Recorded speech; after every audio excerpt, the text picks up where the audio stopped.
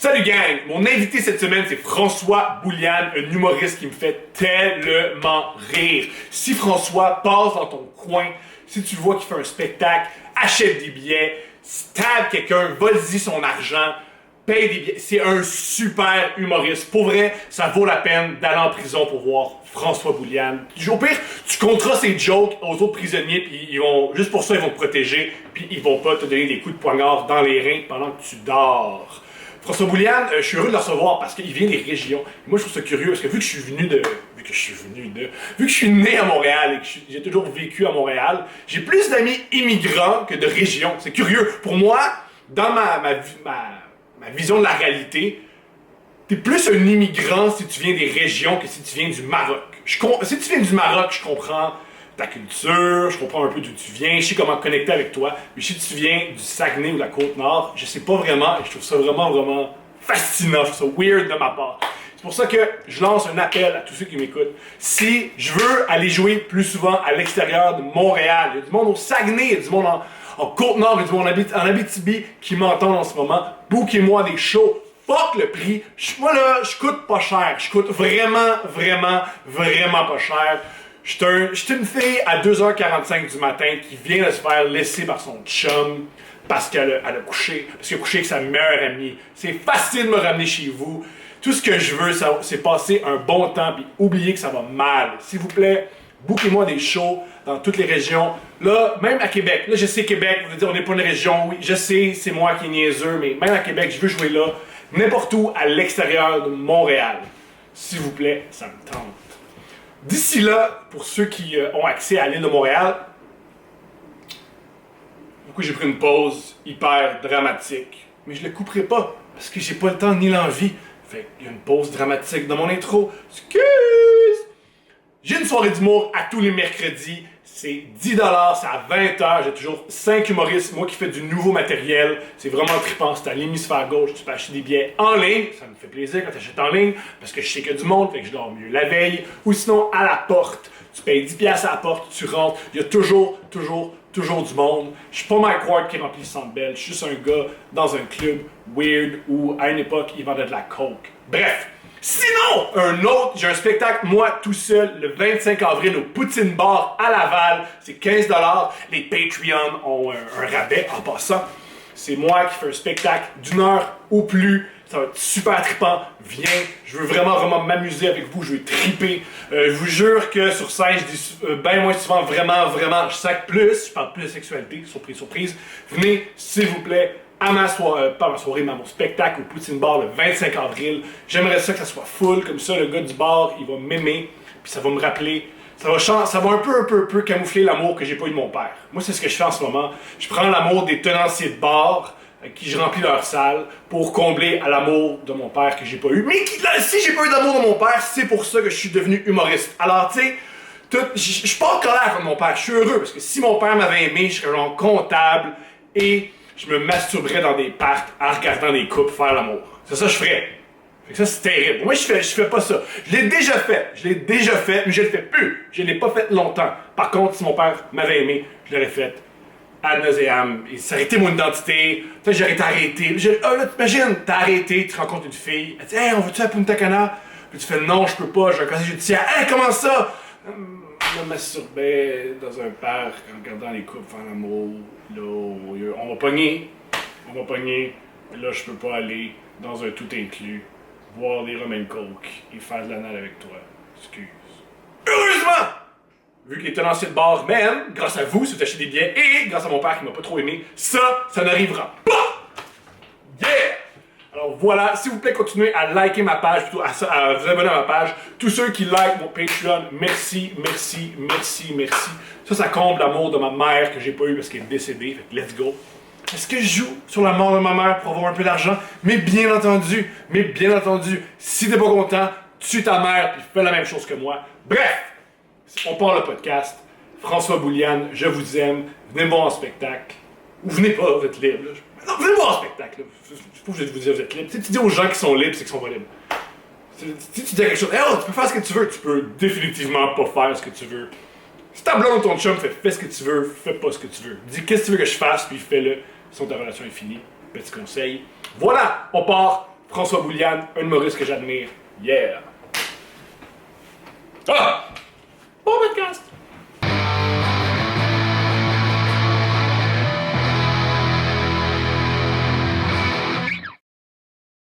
Yeah! Extrêmement heureux de te recevoir. Je vais commencer de manière extrêmement drastique. T'es né où, puis en quelle année? Je suis né en 1982 à Bécomo, sur la Côte-Nord. Wow! Ouais. Et c'est comment vivre là-bas? Ben, c'est la région, définitivement. Je suis un gars de région. J'ai été 20 ans de ma vie là-bas. Après ça, j'ai déménagé à Montréal pour venir faire de l'humour. Mais vivre là-bas, écoute, c'était... Je sais pas, c'est dur à décrire, tu sais. C'est dur de résumer 20 ans de ma vie.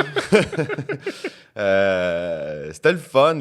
Somme toute, je pense que j'ai eu une enfance le fun, malgré les petites affaires de la vie. Tu sais, quand même un petit peu d'intimidation, quand même un petit... Ouais. J'étais... ça a commencé assez tôt. J'étais un petit gros. Ah ouais, j'aurais jamais cru. Ouais, j'ai pogné 6 pieds, genre, vers la fin du secondaire, puis là, ça s'est un peu calmé, ces histoires d'intimidation. Ben oui, c'est ce que j'allais dire. Avec ta taille, Ouais. c'est curieux que des gens s'en prennent à toi, mais après ta poussée de croissance, ils se sont... Ça s'est calmé. Je te dirais qu'il y avait... J'ai jamais été dans la zone du monde super cool, tu sais, fait que... ouais, j'étais une cible facile, je pense. Tu sais, j'aimais ça faire des shows, j'aimais ça faire...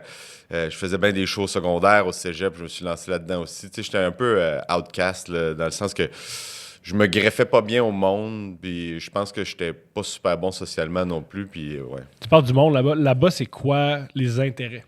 C'est quoi, mettons, pour être cool, c'est quoi tes activités? Ben, moi, quand j'étais au cégep, puis au secondaire aussi, c'est une grosse ville de hockey quand même, là. Ah ben ouais. Et moi, je ne joue pas du tout au hockey. En fait, je vais dire que je sais pas patiner. Correct. J'ai déjà patiné à une certaine époque. C'est ça l'affaire qui est weird, mais genre, je sais pas c'est quoi Patines-tu par en arrière? je le faisais. OK, c'est bon. Mais j'ai pas... Ça doit faire 20 ans que j'ai pas patiné.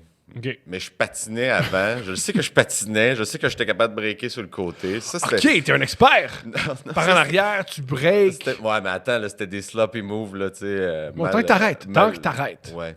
Mais je jouais pas au hockey. J'ai joué au Cossum au cégep. Puis, mais avant tout ce temps-là, au cégep secondaire, je jouais pas au hockey du tout. J'étais pas dans les sports, pas en tout, en OK, fait. fait que si tu veux coucher avec des femmes, tu dois jouer au hockey. Ah, je sais pas. C'était pas tant dans mes intérêts non plus. Non plus? Ouais, non. Moi, je voulais avoir une... J'étais... Tu veux... J'étais fébrile d'avoir une blonde dans la vie. Je voulais avoir une blonde, tu sais, parce que je n'ai pas eu beaucoup quand j'étais jeune. L'intimidation et tout, ça suit avec ça. Là. OK, mais ça a commencé quand, ça?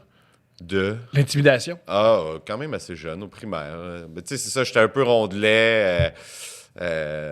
Mon nom de famille, c'était Bouliane en plus. Fait que tout de suite, ça a été des bouboules. Bouliane. Ouais. Ouais. Fait que ça a été un bon bout quand même. C'était pas super gros, là. Je me faisais pas tabasser. Mais c'était quotidien. Ouais. Ça qui est terrible, c'est des petits... C'est un peu comme une espèce de vague sur un rocher. Ouais. J'ai l'impression que c'est rien, mais à la longue, ça use puis ça fait mal. Ça finit tout à part. Ouais, ça finit... Ben, c'est ça, tu sais. C'est de se faire... Juste de se faire appeler Boboule tous les jours, même si c'est un surnom, même si c'est ton nom de famille. Ça vient que ça te joue dans la tête, tu sais. À force de se faire dire des mots, tu sais, t'es comme, Boboule. Puis t'es comme, ben, finalement, je suis peut-être une Boboule, tu sais. Je suis peut-être un peu gras, puis je suis peut-être un peu... Puis c'est peut-être pour ça que le monde me poussaille ou que le monde me taquine, tu sais. Fait que là, c'est ça. Ça finit par jouer dans la tête. Wesh. Ouais. Mais tu fais des spectacles. Quel genre de spectacle faisais-tu? Moi, j'ai fait pas mal de trucs, en fait. J'ai fait de l'animation, beaucoup au secondaire, de l'animation de parade de mode, Attends, wow, une animation de parade de mode, c'est donc particulier. Ben à mon secondaire, il y avait des activités régulièrement. Le creep en moi, il te dit...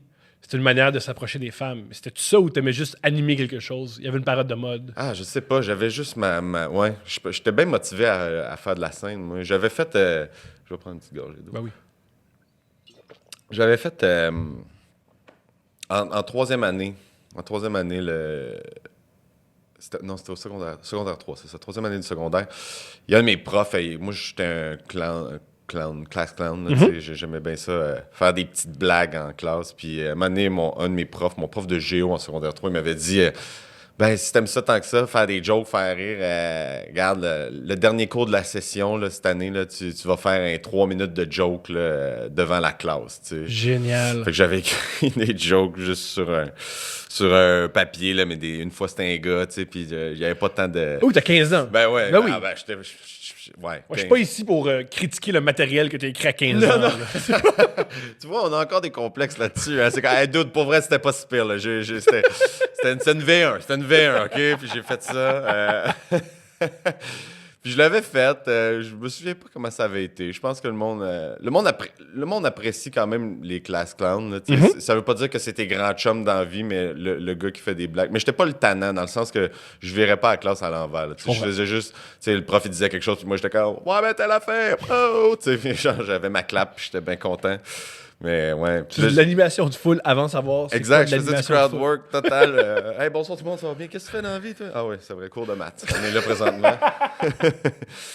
Mais ouais, puis là, j'ai commencé à m'intéresser à ça. Je savais que j'avais une espèce de pulsion en dedans de moi qui me disait ce manque d'attention-là, il y a quelque chose à faire avec ça, tu sais. Fait que je me suis enligné dans les activités parascolaires qui étaient du financement pour le bal des finissants, en fait. C'est ça que... Il y en avait beaucoup. Fait qu'il y avait les parades de mode, on avait des...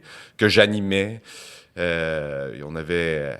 plein de pagos. On avait fait la fureur un moment donné. OK, n'importe quoi pour juste faire des choses. C'était le midi ou le soir? C'était le soir, oui. Wow, les gens sortaient de chez eux, ils allaient voir le show à l'école secondaire. Ouais. Non, mais cool comme ambiance. Ouais, c'était quand même cool. La vie culturelle était quand même le fun au secondaire. Il y avait beaucoup d'activités, puis...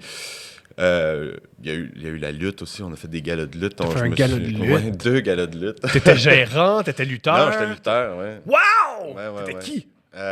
Mon personnage... c'est tellement honteux. C'est une V1, OK? C'est une V1. Non, c'était quand même cool. Mon personnage s'appelait Jackass Joker. Mais un nom. Ouais, ça sonnait quand même. J'étais content de... Puis tu sais, c'est à l'époque que The Rock était super populaire, fait que c'était un peu une Époque attitude... qui n'est pas vraiment révolue. Non, exact. Ouais, exact. Puis, ouais, j'avais une espèce d'attitude un peu arrogante de rock, là, les lunettes, le sourcil, tu sais, qui était super cliché de faire ça. Plus un petit mélange avec la DX, là, je sais pas si t'es familier. C'est celui qui montrait son pénis tout le temps avec ses mains? Il faisait des sockets, là, tu sais. Ouais, ça, à mon avis, c'est montrer son pénis. OK. Prendre ses deux mains et dire tout le monde, regardez mon engin reproducteur, c'est...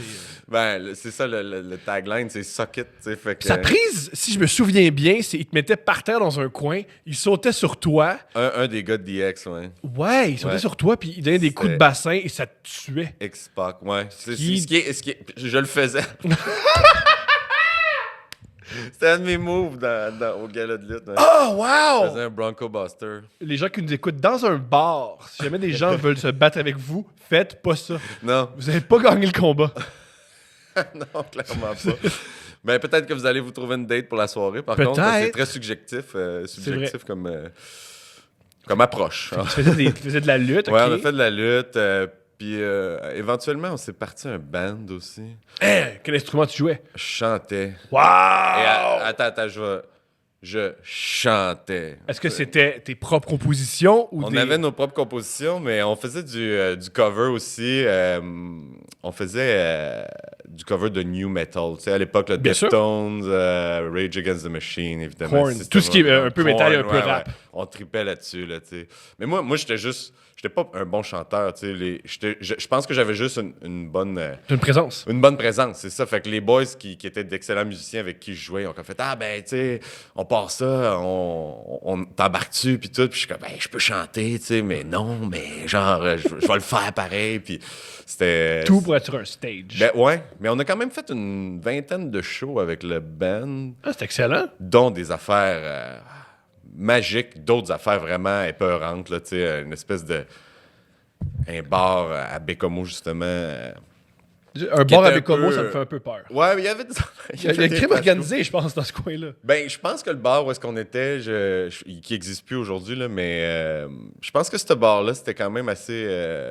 c'était assez rock'n'roll, parce que mais je me souviens, on avait joué...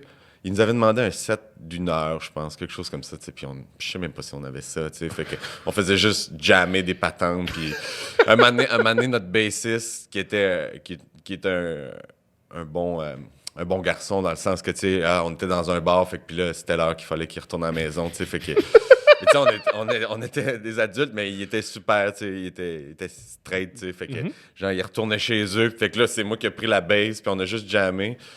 Puis là, quand on a fait « Hey, c'est tout pour nous, merci beaucoup, vous avez été bien smart », mais tu sais, c'était une taverne, là, il y avait genre 6 de nos amis, puis les piliers de la place, là. Puis le boss du bar est venu nous voir, puis il a dit « Ah, vous avez pas fini ». Je suis comme « Ben, ouais, on a fait toutes nos tunes, là. » « Non, vous avez pas fini, vous avez... » Alors, retournez me faire un petit set, là. Puis là, c'est ça, j'ai juste pris la bass, puis je me suis mis à jammer avec les gars. Puis ouais, c'était... Ils vous payaient pas? Ouais. Mais ils nous payaient, tu sais, 100$ peut-être, là, pour... Pour le band, pas pour chacun. Ouais, pour le band. Mais pour t'sais. donner 100$, il faut... Je veux mon 60 minutes. Ça fait juste 53. Ouais, exact. Génial. Puis on avait un Lui aussi, gérant. il est assis sur ses principes. Lui aussi, Oui, ben, il est payé pour 1 heure de musique, il va avoir 1 heure de musique. J'avoue que c'est très... ça manque de professionnalisme, notre idée d'arrêter 7 minutes à l'avance. Ça change tout. Ouais, c'était notre gérant. On avait un gérant, un de nos autres chummés qu'on a comme fait « Hey, book-nous des gigs ». Puis il nous avait booké une couple de gigs. Comme où? Moi, ça me fascine, ta vie de musicien. Ben, il y avait beaucoup de musique aussi. À Bécomo, c'était quand même populaire. Je crois que le métal est très populaire là-bas. Il a été populaire, ouais. Surtout à cette époque-là, on faisait des shows, genre des espèces de showcase de 6-7 bandes sur le même show dans une salle. C'est une salle où j'ai travaillé. C'était une salle de bâtisse de la ville. Puis là-dedans, c'est une ancienne école. Fait qu'il y a un gymnase avec un gros stage dans le gymnase. Fait qu'il ouvrait le stage. Puis on faisait des shows, là. On faisait chacun un set d'une demi-heure, mettons. Wow! Ouais. C'est super! Ouais, c'était vraiment cool. C'est une belle époque, ça c'était le fun. Puis, mais ouais, aujourd'hui, j'aurais bien trop de recul pour faire comme « Ah, je suis capable de le faire, je chante correct. » Puis, tu sais, c'était triste. La première gig qu'on a faite, c'était pour le club de curling. Ouais. C'était Du new metal pour les madames Mais de là, on avait fait 56 un ans. set, puis c'était notre première gig, fait qu'on avait sorti des tunes genre Twist and Shout, puis Yellow Submarine des Beatles, puis le père à un de nos guitaristes, en fait, c'était lui qui organisait le party de Noël, puis probablement que notre guitariste il avait fait comme « Hey, prends-nous, on est un band, tu sais, on est dynamique. » Mais on n'avait jamais joué ensemble, à part dans le sous-sol de notre drummer qui était là où on pratiquait, puis... ouais, on s'est pointé là-bas. C'était une catastrophe. Les gars étaient super têtes, mes musiciens, puis moi, genre, je chantais même pas, je faisais juste dire des paroles, tu sais, c'était genre « In the town where I was born ». Tu sais, puis après, on a fait Twist and Shout, mais tu sais, j'avais pas... Twist and Shout, il y a quand même un bon reach vocal là-dedans, tu sais. Puis on faisait ça, puis le père de notre guitariste... Voyant que ça allait semi, il est venu danser avec... Il a amené du monde à danser pendant ma version triste de Twist and Shout. Wow! Mais on faisait une solide version de Bob Épine de Plume la Traverse, que j'étais capable de faire, qu'on a fait. C'est ton range, ça! Ouais. Grave! Ouais. Dans le fond, vous auriez dû être un ben hommage à Éric Lapointe. Ça aurait marché. Ouais. Mais les Beatles, un peu moins. Ça serait peut-être terminé dernièrement, par contre, l'engouement. Ou non, il y a encore des gens qui veulent vraiment rendre hommage à Éric. Possiblement. Mais veux-tu ces gens-là dans ta salle? Je pense pas. C'est ça la grande question. Ouais. Veux-tu à chaque fin de chanson entendre « Il l'a pas fait! » OK, c'est bon. Prochaine pièce. Mais on a enregistré quand même 2 albums dans notre sous-sol là, de pratique. Pardon, est-ce que ça existe encore, ça? Ouais. Mais ils sont bien cachés à la maison. Ma blonde... J'ai aucune idée pourquoi on on a... entend... un truck qui vient de débarquer... des choses qui arrivent. Dans la bâtisse, directement au 2e étage. Ouais, ils sont chez nous. Ma blonde veut vraiment entendre ces albums-là. Et ça n'arrive pas. Ta blonde n'a jamais entendu ça. Non. Ben voyons donc! Non. L'intimité, let's go! Vous avez des Ouais, chats ensemble. Mais, hey man, moi, quand je suis arrivé à Montréal, j'avais rencontré un gars qui super smart, qui aimait bien ce que je faisais parce que il m'avait vu en show pendant... Humoristiquement ou dans la musique? Ouais, humoristiquement, mais moi, je suis issu de Cégep en spectacle. Là. J'avais gagné Cégep en spectacle. Yo, good job! Ouais, c'est cool. C'est ça qui est toute partie. Un peu. Mais c'était super théâtral comme humour. Là. Je faisais une Je sais espèce... pas ce que tu faisais. En fait, début. oui. Ben oui puis non. Mais mon deuxième numéro, je suis quand même assez fier je l'ai d'ailleurs tapé. À un moment donné, je vais le sortir juste sur YouTube, genre throwback, là, à l'époque que j'avais une belle tête pleine de cheveux puis que je mangeais du McDo 3 fois par semaine. Fait que j'étais un peu dodds. J'ai rien contre ça, mais ouais. Je mangeais beaucoup. Est-ce que tu t'en souviens, le titre des chansons que vous avez écrites? Ouais. Je t'écoute. Moi, je veux juste avoir les titres. On avait notre band s'appelait Easy Fit. Génial. C'était une marque de bouchons pour oreilles qu'on utilisait. Fait que c'était... Super. On s'était fait de la merch en plus. Wow! J'ai encore mon t-shirt à ce jour chez moi. Yo, vends-en! J'en ai plus, là. T'en as plus? J'en Ok. fasse faire. Faudrait que j'en ressorte le logo puis j'en fasse faire. Mais ouais. Le band s'appelait Easy Fit et le il band s'appelait chantait. Easy Fit. La première tune c'était Easy Fit. Yo, Black Sabbath aussi! Black Sabbath! Euh, Le premier album, c'est le titre du groupe aussi, leur premier single. Fait que c'est correct. Fait que ça marche. T'es comme Ozzy Osbourne. Puis en plus, j'étais bon en anglais quand même, mais tu sais, j'avais pas une plume de composition anglophone. Là. Puis je sais qu'il y avait une Ah, phrase. c'était en anglais? Ouais, oui. Ah, Ouais. c'est meilleur. Ouais. Je pense que dans le refrain, on chantait Easy Fit, it doesn't have no matter. Mais genre, on trouvait que ça sonnait super bien à l'époque, tu sais. C'est pas très bon. Non, puis c'est même pas une phrase en anglais, c'est pas... C'est de la poésie. La poésie, on peut te laisser aller. Ouais. Mais il y a beaucoup... Je m'en suis tiré avec beaucoup de shows. Oui, si on faisait une grosse gig quand même au Cégep. Grosse gig, ça veut dire quoi? Combien de gens dans la foule? 200 personnes, facile. Gigantesque gig. OK. Au Cégep, sur le stage du Cégep, puis on avait des compos. Puis moi, je travaillais chez Sobeys à l'époque, qui est maintenant IGA. J'étais dans les fruits et légumes. Puis j'écrivais des paroles sur mon pad pendant que je plaçais des concombres puis de la salade dans des rangées. Puis j'écrivais des paroles pour le show du soir, tu sais. Wow. Fait que j'arrivais, puis c'était impossible que j'aille appris tout ça pour... Ben non. Fait que je faisais juste jazzer des mots en anglais. Ouais. Wow! As-tu d'autres titres de chansons? Il y en avait une qui s'appelait Smell Like the Devil. Ouais. Ça sent quoi, le diable? Ben, ça sent le diable. C'est ça l'expression. C'était pour ça, c'était traduit, smell. Ça sent le diable. Smell like the devil. Ouais. C'est extraordinaire. Ouais.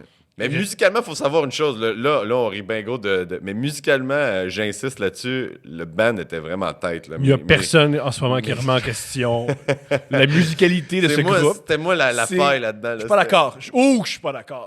Ouais. T'as trouvé le nom du band, ce qui est gigantesque, et Smell Like the Devil, c'est toute une pièce de chanson. La tune était bonne. Mais tu sais, c'était genre... Est-ce que tu viens de l'air? Non, mais je l'ai sur un des 2 CD qu'on a enregistrés. 2 CD? C'était un album double ou c'était 2 CD différents? 2 sessions. Ah, cool! Ben oui, cool! On va Génial! Ça, dans le langage... Mais tu fais des shows devant 200 personnes, c'est impressionnant! Ouais. Wow! Ouais, puis on faisait on faisait des collabos aussi, là, tu sais, il y avait d'autres bands. Fait que là, hey man, tu veux te faire tel tune avec nous autres, puis... Comme les rappers. Ouais. Featuring un autre band. Ou genre une track, tu sais, le chanteur de Korn featuring le chanteur de Limp Bizkit, tu sais, puis nous autres, on reprenait de ces tunes-là. Là. Let's go! Il y avait un gros marché de bands de new metal à cette époque-là. Oh, ouais! Ouais, quand même, ouais. Wow, j'aurais jamais cru. C'est quand même... Je suis heureux d'apprendre que à une certaine époque, les bands, il y avait plein de gens qui voulaient voir des nouveaux groupes et qui se déplaçaient. Ouais. Moi, je viens de Montréal. J'ai l'impression que c'est extrêmement difficile de voir des nouveaux bands. Il n'y a plus vraiment de salles de spectacle de band. Ouais, des espèces de shows. Ben, ça existe, là. Il doit y avoir une scène underground. On dit ça, mais on le connaît pas. Exact. C'est ça. On dit que ça devrait exister, mais je sais pas. Ben, je suis pas mal sûr que ça existe. Là. Il y a quand même des bands un petit peu plus underground qui font pas les grosses scènes, mais tu sais, je pense que c'est... Mettons, tu vas au Fouf ou quelque chose comme ça. Le Fouf, je pense que c'est rendu un club. J'ai l'impression que c'est... Je peux me tromper, là, bien entendu, je dis n'importe quoi ici. Je crois que c'est rendu une espèce de club. Quand je passe devant, c'est des gars sont très, très, très serrés, ont des verres, vont voir des filles, font comment tu t'appelles, moi c'est Jeff. Ah ouais? C'est pas la même vibe. C'est vraiment plus la même vibe. Tu ne seras plus battre au fouf. Ce qui est bizarrement triste. Ce qui est dommage. Tu peux plus te faire lancer dans les escaliers du fouf. Des bons souvenirs au fouf. Ah ouais? Ouais. T'as déjà joué, là? Pas en stand-up, là, mais en... Non, mais mon band, c'était à Bécomo, puis ça a été là. Ça a été 20 gigs à Bécomo, tu sais. C'est comment vivre dans une ville aussi loin? C'est-tu triste? C'est-tu... Triste, non, parce que je pense que tout le monde peut trouver sa place. Tu sais, s'il y a des gens qui ont décidé de vivre là-bas, c'est parce que le compte est bon pour eux, là, dans le sens qu'ils sont bien. Il y a beaucoup de monde qui s'en aille aussi éventuellement, là, tu sais. Moi, j'aspirais à faire de la scène, tu sais, ou des trucs. En fait, je voulais être acteur au début. OK. Je voulais aller à l'école de théâtre, puis finalement, mes parents, on a eu une discussion de mes parents qui était comme « Ah, ça te prendrait une vraie formation avant, une vraie job, tu sais. » Puis je me suis fait chier à faire mes maths 436 pour rentrer en technique de l'électronique au cégep de Bécomo, puis j'allais juste d'un cours pour me coucher sur mon bras puis me réveiller 1 heure plus tard pour faire comme j'ai rien vécu là. J'ai rien retenu. Je pense que j'ai le record pour la plus basse note du cours de mathématiques qui était de 3% sur le bulletin. Wow! Ouais, ça allait pas bien. En plus, les maths, j'haïssais ça, fait que je sais pas pourquoi je me suis en allé en électronique. Ben, j'aimais les ordis, là, tu sais, quand les ordis sont sortis, je pense qu'on avait toute cette fascination-là pour cette... Mais tu sais, d'aller gosser dedans puis tout, j'avais aucune idée que j'aimais pas ça. Clairement, des circuits puis tout, puis des cours de circuits, fait que ouais. Puis rien pire que tes parents qui te disent faut que tu trouves une technique puis tu fais Ouais. C'est un peu comme si tu caches tes yeux, tu mets ton doigt puis tu fais ah, ça va être ça. Ouais. Ah, les automobiles, j'aime ça me déplacer. Exact, mais en même temps, je comprends que ça doit être inquiétant, là, tu sais, un kid qui a pas vécu grand-chose d'autre que Bécomo, tu sais, puis hey, je veux être acteur, puis oui, je faisais des shows, mais tu sais, j'avais pas joué dans tant d'affaires que ça, j'avais pas démontré que j'étais un acteur malgré tout, fait que tu sais, pour un parent qui a une job, tu sais... Qu'est-ce qu'ils faisaient tes parents? Ma mère était secrétaire à l'aide juridique de Bécomo, OK. puis mon père vendait des bearings. C'est quoi des bearings? Des bearings, je sais même pas c'est quoi en français. C'est par rapport aux autos? Je connais rien. Ouais, c'est une pièce que sur des autos, que sur plusieurs choses, en fait. OK. Là. Ouais. C'est un homme d'affaires. Nice job! Ouais, mon père, c'était un vendeur de bearings. Wow! C'était bien cool. Fait que c'est ça, tu sais, il y avait des jobs quand même assez straight, là, tu sais. Donc, quand moi, j'ai dit je veux m'en aller en théâtre, je pense que je comprends la réaction de faire comme t'es sûr que c'est... Ouais, non. Mais finalement, j'ai lâché l'électronique puis je suis allé faire art et lettres. C'est quand le moment où tu as dit à tes parents je m'en vais de site, je suis tanné? J'avais 20 ans. Okay. J'avais 20 ans. J'avais pas complété mon cégep. J'avais coulé philo puis espagnol, genre philo 3 espagnol. Puis j'ai jamais été trop fan de l'école en tant que tel. Là. Je me suis toujours senti un peu mal pris là-bas. Fait que j'avais fait cégep en spectacle. Par contre, puis j'avais gagné. Puis là, j'avais fait les auditions pour l'école de l'humour. J'ai été refusé. J'avais gagné le local. J'ai fait les auditions pour l'école de l'humour. J'avais été refusé. L'année d'après, j'ai gagné le provincial. J'ai refait les auditions pour l'école de l'humour. J'ai été refusé. Puis là, j'ai juste comme fait « fuck it, je m'en vais. Je vais juste aller l'essayer. » J'avais une de mes amies qui était à l'école de l'humour qui avait été acceptée. Puis je me suis dit « je m'en viens te retrouver. Là. On verra ce qui se passe à ce moment-là. Ouais. Ben oui. Et comment t'as annoncé ça à tes parents? Est-ce qu'ils l'ont bien pris ou t'avais 20 ans puis il n'y avait pas à bien le prendre ou mal le prendre? C'était ta vie? Je pense que ça a dû les brasser un peu. Je suis pas certain que ça faisait leur affaire. Mais je pense qu'avec le temps, ils ont fini par comprendre que l'appel était là, puis qu'il n'y avait plus grand-chose à faire pour m'en retenir. Là, j'avais envie de faire autre chose. Là, ça me parlait depuis plusieurs années. Fait que j'ai fini par le faire. Puis toi, quand tu as commencé, l'école de l'humour, c'était quasiment une obligation parce qu'il n'y avait pas autant de soirées qu'aujourd'hui. Ouais, pas vraiment, ouais. À tes débuts, tu jouais à quelle fréquence? Ah, pas souvent. Je retournais souvent faire des gigs, en fait, à Bécomo, en région. Là, j'allais... je retournais, il y avait des événements, mettons, à la salle de spectacle. Il y avait besoin. Ouais, t'avais des contacts là-bas, fait que tu Exact. pouvais organiser des spectacles. Il y avait des animateurs, puis il y avait besoin d'un animateur, mettons, où il y avait besoin de quelque chose. Là, fait que je recevais le call, puis OK, ben je vais aller faire ça. T'sais. Fait que je me faisais des petits contrats sur le side. Puis Mais tes parents- commencer à jouer à Montréal, ça a été long quand même. Ah ouais? C'était quoi le processus? Pourquoi c'était long? Pourquoi... Parce que je me rappelle à une époque, si tu faisais pas l'école de l'humour, t'avais un tag de « il est pas bon ». Ah ouais. Ce qui est faux, là. Ce qui est tout à fait faux. Mais à une époque, c'était quasiment... Il y a des gens qui faisaient de l'école de l'humour juste pour jouer au Saint-Cyboire. C'était à ce point-là que c'était absurde. Là. Ça commençait... C'est je pense que que le monde, ça commençait tranquillement à avoir du monde qui faisait... Le saut. Qui faisait le saut. Ben, c'est à l'époque de Dano, là, quand Dano a commencé. Moi, je venais d'arriver à Montréal, probablement. Puis, écoute, j'étais allé porter mon dossier de presse. J'avais un dossier de presse. Yo, t'as pas de... Qu'est-ce que tu vas faire? T'as pas Facebook, t'as pas de... Ouais, c'est ça. C'était à l'époque. Avec les articles de journaux que j'avais fait des gigs puis tout. Puis j'étais allé le porter à Junior. Junior Girardeau, oui. Qui était, à l'époque, qui s'occupait du cabaret Juste pour rire pour faire les shows télé, tu sais. Ben oui. Fait que j'y avais apporté mon dossier de presse avec un DVD de mon numéro du monde de Cégep en spectacle. Puis Yo, c'est une bonne... ouais, puis juste faire comme « Hey, book-moi peut-être! » Ben pour vrai, c'est pas une mauvaise idée. Puis j'avais jamais eu de nouvelles, alors voilà.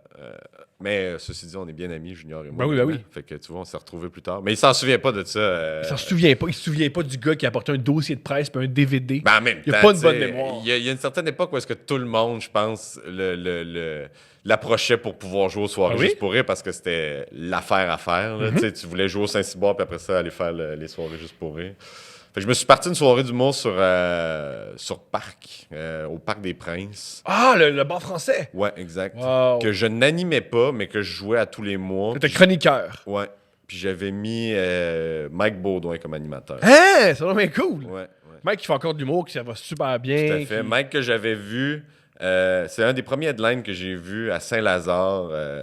À Saint-Lazare. Au Maurice à Saint-Lazare. Quand tu commences, parce que moi, une des raisons pourquoi j'ai fait l'École nationale de l'humour, c'est que je veux savoir tout de l'humour. Je veux savoir tout de la business. Savoir c'est quoi les soirées d'humour, comment s'y rendre. Quand tu commences, tu fais quoi? Puis ensuite, toi, t'es arrivé avant Facebook. J'ai aucune idée comment tu sais qu'il y a des soirées d'humour. Ouais. Vu que j'avais une amie qui était à l'école de l'humour, C'était qui? c'est José Lévesque. Elle fait Ok. plus d'humour maintenant. Elle a fait l'école, puis après ça, elle est retournée vivre à Bécomo, avoir moult progéniture. Let's go, José! Yes. Mais là, elle est revenue vivre à Montréal, puis Let's go, José, encore! ouais, j'arrête pas de la... La pousser. Ouais. Vous avez un petit show, ça te tente? Let's go! Essayer un petit show, Let's go! Essayer de passer ça comme un dealer, tu sais, parce que pour nous, c'est une dope, un peu faire des... Hey man, comment? Juste un petit 5 au bordel, un petit 5, juste un petit... Mais j'y laisse le temps qu'elle aura de besoin. Mais éventuellement, j'aimerais bien ça. Bref, ouais, c'est ça. Fait qu'elle dit, il y a telle soirée-là, il y a telle soirée-là. Il y avait le Comedy Zone dans le temps. Ah, ça, c'était nul. C'est encore nul. C'est Ouais, moi, j'étais juste allé voir une soirée, j'avais pas joué. Pour ceux qui savent pas, c'est une soirée, c'est une salle de spectacle en haut du forum. C'est le forum, l'espèce de salle de cinéma, là. Le forum. Oui, c'était pas là, moi. Ah non, c'était où? Je pense que c'était pas là, le Comedy Zone. Ah. Parce que là, tu parles du Comedy Nest, je pense. Ah! Ouais, ouais. Mille excuses, mille non, y a excuses. pas de trouble. C'est quoi le Comedy Zone? C'était une petite salle sur Sainte-Cat, je pense, que Junior bouquait. C'est avant le Saint-Cybe. Après ça, ils ont déménagé au Saint-Cybe. OK. Ben, ils ont C'était-tu commencé- en français ou en anglais? C'était en français. Mais le Comedy Zone... Ouais. Ça n'est pas cool de soirée est en anglais!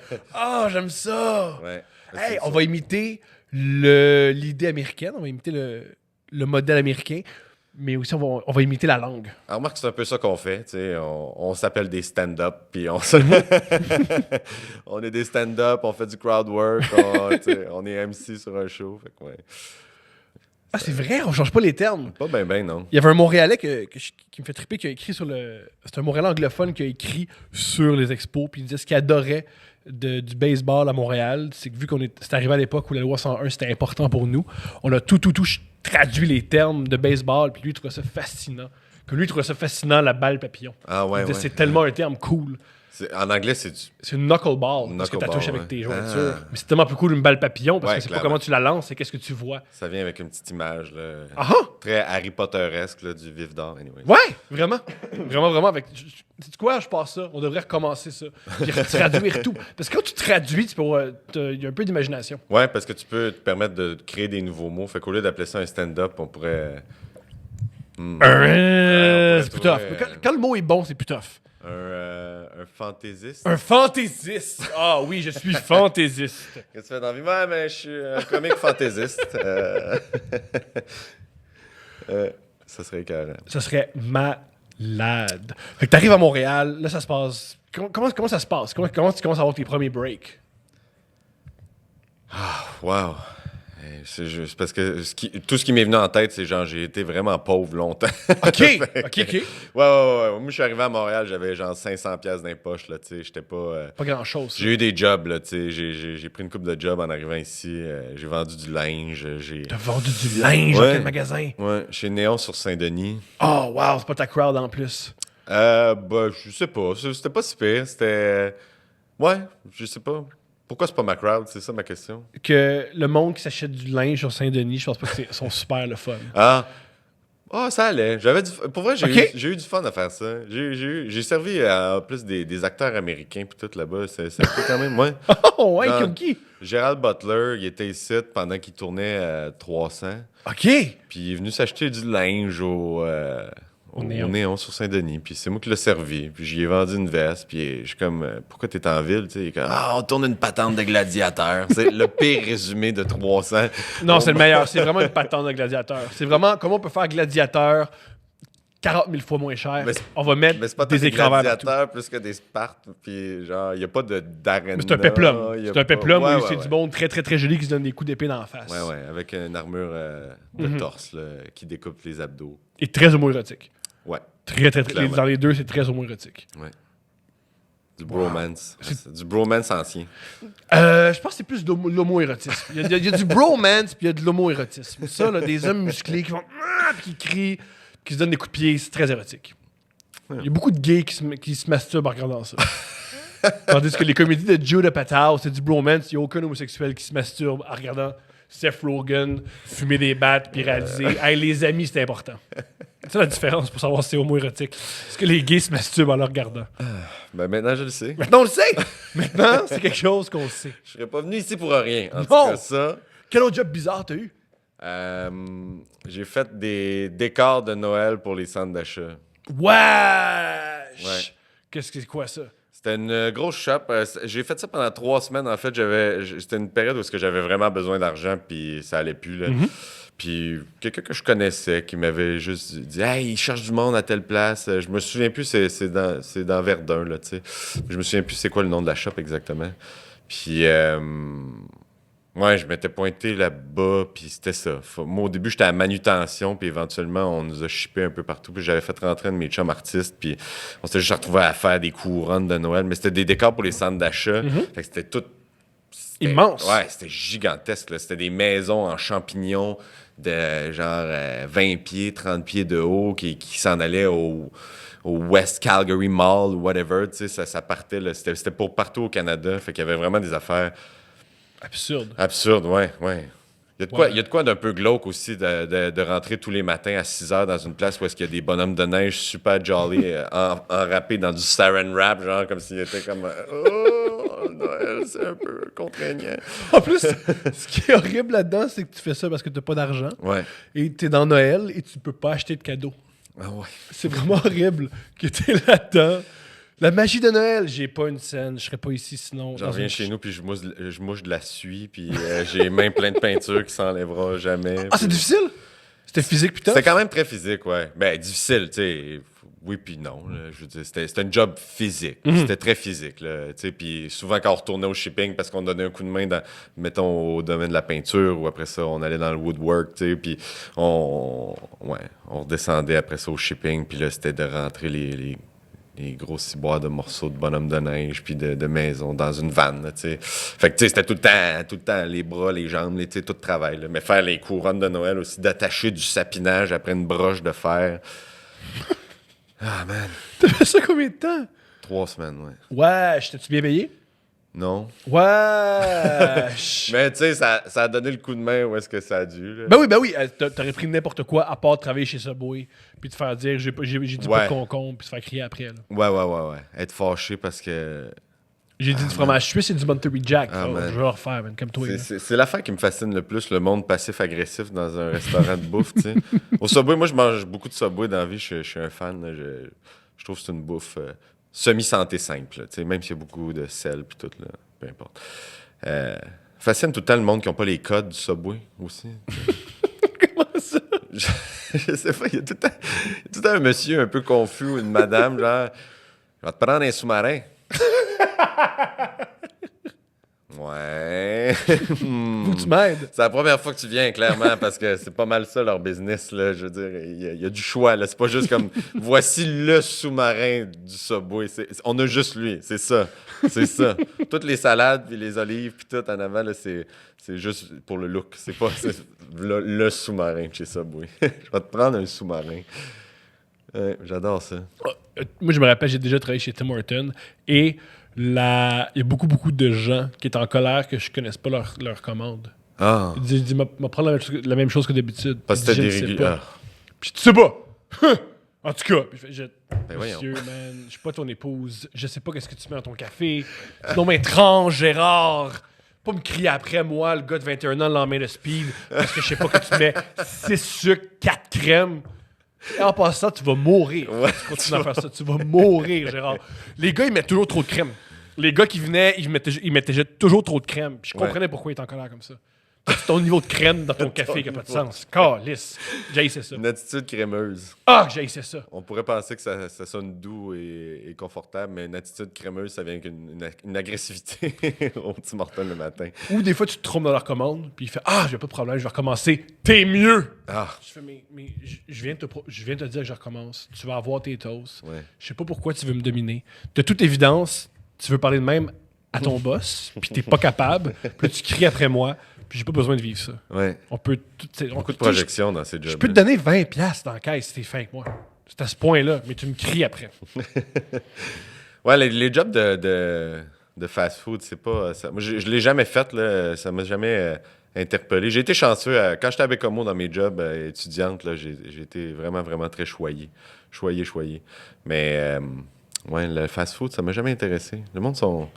Ouais, c'est ça. Le monde, ils ont pas beaucoup de patience. Non! Souvent, tu sais, tu commences à travailler là, t'as genre 16 ans, Ouais. 15 ans, puis le monde sont comme... Oui, ils crient mes Ouais, frites. Puis tu fais, ils s'en Sont viennent. où mes Ils s'en frites? viennent. Tu le vois là qu'ils sont en train de cuire. Pourquoi tu cries après moi? C'est long. T'es au chômage. T'as le temps d'attendre. Ouais. Puis après ça, il faut que tu ailles nettoyer la toilette. La toilette des femmes est toujours pire que celle des hommes. Paraîtrait-il. Pas paraîtrait-il. C'est Ah. scientifique. Je suis prêt. Je crois en rien dans la vie. Je suis agnostique de tout. Mais ça, c'est un des rares faits que je me tiens debout. La toilette des femmes est ignoble. Ignoble.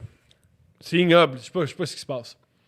Les langues sales vont dire c'est parce que les hommes sales vont dans la toilette des femmes parce qu'il y a trop de pisse. Mais elle reste sale pareil. Je dis pas que je sais pourquoi elle est sale, mais elle est plus sale. Mais un urinoir, c'est... Ouais. Une urinoir, c'est fantastique. Ouais, mais ça se gâche vite. Comment ça? Mais il y a du monde qui...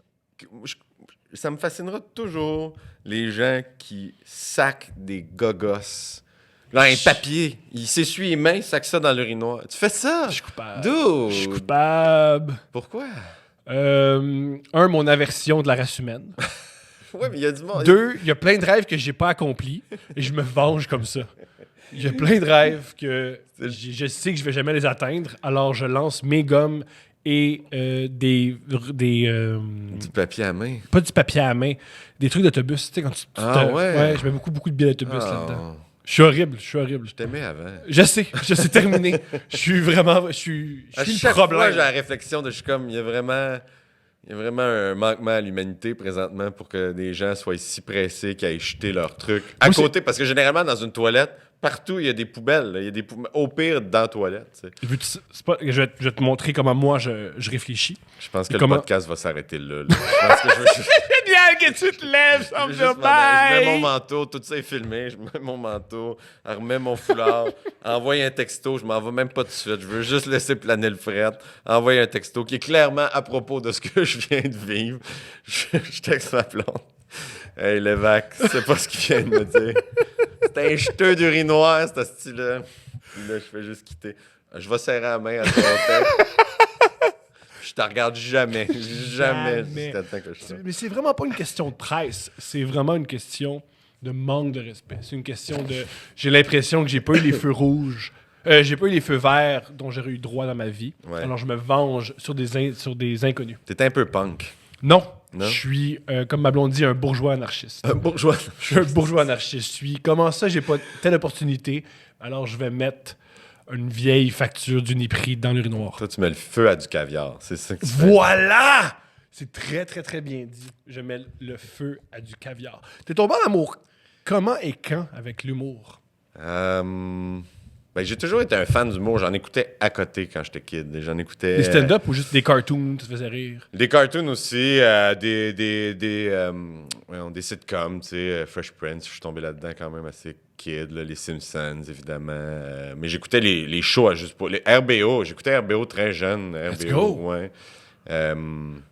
Les Bleus Poudres, mon gars. Les Bleus Poudres. La cassette à vendre des Bleus Poudres que j'ai réécoutée dernièrement parce que je sais pas pourquoi le temps des fêtes, ça me trigger ça, parce que je l'écoutais beaucoup quand j'étais Oui, parce que kid, t'étais en dans cette vacances année. à ce Ouais. moment-là. Tu pouvais Mais écouter... j'adorais cette cassette-là. Je l'ai réécoutée puis je la sais pas mal encore par cœur. Good! Ouais. Oui, ça marque, ça. Les Ouais. trucs qui te font triper entre l'âge de 8 et 13 ans, c'est tatoué dans nos têtes. Pérus aussi, j'écoutais du Pérus à côté. Mais tu sais, je pense que ma génération... Mais c'est hallucinant. Pérus, il est hallucinant. Ouais. Il est vraiment, vraiment hallucinant. Puis il ressemble à rien. Je pense pas que dans le reste de la planète, il y a un gars qui fait des capsules audio humoristiques comme Ouais. ça. Je sais pas si ça existe. Ouais, non, C'est non. vraiment, vraiment unique. Ouais, Ouais, puis il a écrit la Bible, puis le deuxième chapitre de la Bible, moi te dire, parce qu'il en a fait, là. Il y en a C'est une vrai. quantité énorme de 2 minutes, là. C'est rare ceux qui sont pas bons. Mais Ouais. extrêmement rare. Là. C'est réussi tout le temps, tout le temps, tout le temps. Moi, je suis un fan de jeux de mots en plus, puis tu sais, ça prédomine beaucoup Ben dans ouais. le Pérus. C'est peut-être de là que mon amour du jeu de mots me Puis vient. vu qu'il en fait tellement et rapidement, puis il y a une histoire, là, c'est pas juste qu'il arrive Ouais. et il fait un jeu de mots, ça marche. Ouais. Fait que c'est ça, j'écoutais ça. Puis j'écoutais les Juste pour rire, évidemment. Là, tu sais, je tripais sur Cavana, genre, je tripais... Sur qui j'ai... Ben, tu sais, tous les gros noms qui étaient là à l'époque, là, je te parle de ces années-là, justement, Cavana, Rousseau... Mario Jean, ouais. C'était... Ça me fascinait. François Morancy me faisait beaucoup rire. Ouais. C'est un des premiers stand-up qui me faisait vraiment... il disait, ah, wow, quel art génial. Ouais. Moi, je pense que c'était... Cavana me faisait vraiment triper. J'avais le DVD J'avais écouté son show en France aussi, là, beaucoup après, puis... je trouve le numéro des Sentinelles de l'air, puis tout ça, ben oui. ouais, ça me fascinait. Je trouvais ça vraiment magique. Mais ouais, fait que j'ai toujours... Mais tu sais, comme je disais, je voulais aller en théâtre au début parce que j'avais une envie de jouer, tu sais. Puis je me suis dit, avec le théâtre, je pourrais peut-être toucher un peu à tout. Là. Moi, je savais pas que ces gars-là et ces filles-là écrivaient pas leur stock. Je pensais vraiment que c'était des interprètes de 4 à 6 auteurs. Tu parles des humoristes Ouais. à l'époque? Ça m'a pris du temps réaliser et comprendre, ils écrivent et ils livrent leur propre matériel. Je croyais vraiment que c'était des interprètes. Ouais, je voyais pas la différence entre Marc Labrèche et Mike Ward à l'époque. je savais pas. Ouais. Ouais, Mike, c'est quelqu'un sur qui j'ai vraiment trippé aussi. Là, t'sais. Mais je pense qu'encore une fois, notre génération, c'est venu... Musique c'est Plus, venu c'était cool. chercher Ça. beaucoup, Quand ouais. il y a virement humoristique à Musique Plus, c'était vraiment, vraiment cool. La meilleure période de Musique Plus, c'est la période parfaite, là, quand il y avait plein de musique et de l'humour. Ouais. Que c'était pas juste de l'humour. C'était pas juste de la musique, pas juste de l'humour. Ouais, exact. C'était les deux. T'avais Ouais. l'artiste du mois et de l'Horaclip. Ça, c'était De leur cool. clip, le gros luxe, puis... Puis des clips. Ouais, puis des clips. Tu voyais des clips, tu voyais, mettons, Oh la décadence, des respectables. Là, ça t'excitait à 14h. Puis tu disais, oh mon Dieu, qu'est-ce que je vais faire avec ça? Oh non, pas une érection. Une érection de respectable. Yo, Oh là la décadence, j'ai eu beaucoup d'érections là-dessus. Ah ouais, j'ai pas la référence du clip, je pense. C'est eux dans un chalet avec plein de groupies, puis il y a plein de monde tout nu. J'exagère rien, c'est exactement ça le clip. C'est eux autres. Mais dans ça me un semble pas chalet. exagéré, ça me semble vraiment épuré, en fait. Comme... Il y a une version non censurée qu'une fois j'ai vue Ah après ouais? minuit à Musique Plus. Puis quoi, Ouais, c'est- on voit... Toutes les seins. On voit toutes les seins, c'est très excitant. C'est très, très, très excitant. Ah ouais? Ouais. C'est excitant parce que tu sais qu'ils ont tous fait l'amour. Tu sais qu'ils ont tous fait l'amour. Mais est-ce que ça t'a-tu créé un précédent, puis maintenant, à chaque fois que t'entends la décadence, t'as un feeling, genre? J'ai toujours un feeling avec cette musique-là. Oui, c'est exactement ce qui... Ouais. Je peux pas écouter cette musique-là en public. Le bout qui parle comme dans un... bip. Oh mon Dieu. Blip, blip, blip, blip. Dis-moi, fais-moi jamais de blip, blip, blip. Je vais bander fort, genre mal à la tête. Une autre chose que j'aurais appris aujourd'hui. T'as appris 2 choses. Je bande à Ola la décadence et je ruine toutes les urinoirs à Montréal. Ah ouais, J'aime ça. Aujourd'hui, j'étais en train de l'oublier, puis là, tu me le rappelles. Ça me fait vraiment de la peine. ce serait génial qu'à chaque fois qu'un urinoir est sale, t'entendes on est savent que je suis rendu le responsable de tout le monde. Je suis aux Galeries d'Anjou, je vois une mitaine, là. C'est tatoué, c'est ça, c'est tatoué. C'est trop niché une mitaine pour que ça soit pas tatoué. C'est sûr que c'est moi, c'est sûr. Je l'aime plus, ce mitaine-là. Je l'aime plus. Elle va dans Je viens de l'urinoir. m'en acheter d'autres. Ah, j'ai des meilleures mitaines. Ça va dans l'urinoir. Ouais. Génial. T'es encore là? Mais tu m'as toujours pas répondu. Après, je t'en veux pas, là. C'était un ton très, très, très passif-agressif. De toute façon, tu peux pas t'en permettre de m'en vouloir maintenant que je sais que tu fais les affaires avec les urinoirs. T'as- Je vais le rappeler tout le long maintenant. Tout le Ça va long, être tu mon fais running bien. gag. C'est horrible. Sais-tu quoi? Je dois travailler sur moi, puis je dois arrêter. Et je crois beaucoup à l'humiliation. Je dois être humilié. Ah, je de mon t'humilierai pas, je t'humilierai pas. Ben, je me sens humilié, là. Ça va. Je me sens humilié. En fait, l'affaire, c'est que le chapeau t'a fait. C'est surtout ça. Parce que moi, je m'en allais sur une tirade à propos du fait que ça me gosse un peu le monde qui met des shit dans les urinoirs. Puis t'as qu'à fait, hey man, moi, je fais tellement ça. Fait que là, à partir de ce moment-là, ça m'appartient. Puis si tu te sens humilié, je pense que j'ai raison d'avoir une aversion, en fait. T'as aucunement tort. T'as aucunement tort. T'as raison à 400%. Fuck. 400%. Fait que les jobs minables, quand est-ce que t'as arrêté? C'est quand est-ce que ta dernière job minable, tu t'es dit, juste compter des blagues, c'est suffisant? Ben, j'avais lâché le néon, puis après ça, j'ai fait les décors de Noël. Ça allait bien. Parce que j'ai fait, OK, là, je lâche la job, puis je m'en fais de l'humour à côté, là, puis finalement, si j'ai pas pu faire de l'humour à côté parce que je suis rentré à la shop de Noël, là, tu sais, fait que ça le faisait pas. Mais j'ai quand même toujours persisté, puis éventuellement, j'ai commencé à travailler à Queuleleu, dans le Vieux-Port, qui est un club où les gens t'animais vont plus qu'autre danser. chose. Mais je faisais du MCing de soirée, en fait. Hey, pichet, pis tout. Ce qui est, à mon avis, t'es dans le domaine. Là.